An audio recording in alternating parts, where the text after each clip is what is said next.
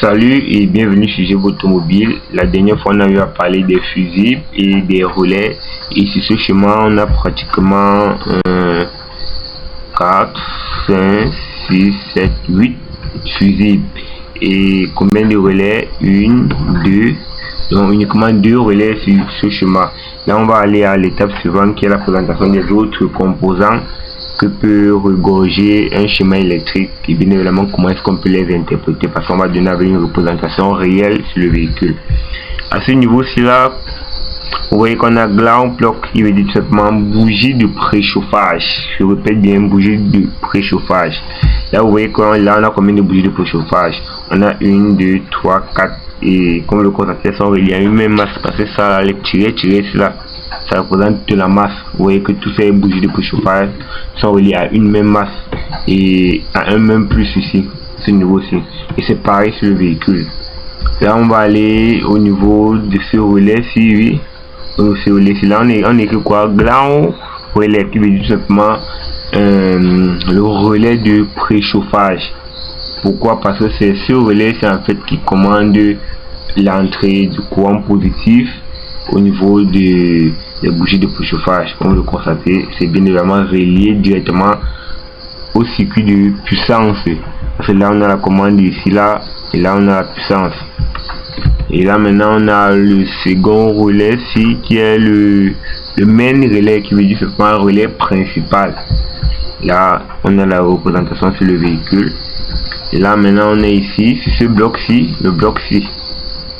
En fait, le bloc C, c'est l'ECU, dans le calculateur de gestion moteur. Comme le constater, on écrit bien ici, on a écrit ici Engine ECU. Donc ça veut dire que ce bloc C représente le calculateur de gestion moteur, que généralement on appelle le calculateur moteur, comme certains l'appellent, donc ça dépend. Et à ce niveau, c'est un peu plus haut, on a le stop lamp SW, qui veut dire tout simplement le contacteur de feu stop. Parce que vous savez que sur les véhicules, lorsque vous appuyez sur la pédale de frein, ça actionne les feux stop, que tout simplement que vous êtes en plein action au niveau de la pédale de frein. Donc c'est ce contacteur là ici là, c'est ça qu'on a représenté ici là par le terme stop lamp SW. Et là vous allez comprendre qu'à ce niveau ci vous allez voir que stop line system, donc ça veut dire que les feux arrière, tout simplement, lorsqu'on appuie sur la pédale de frein. Ça c'est sa représentation ici, schématique ici là, donc veuillez aller retenir.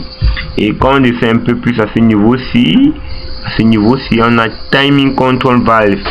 Donc en fait c'est une électrovanne, en fait, comme le représente cette image.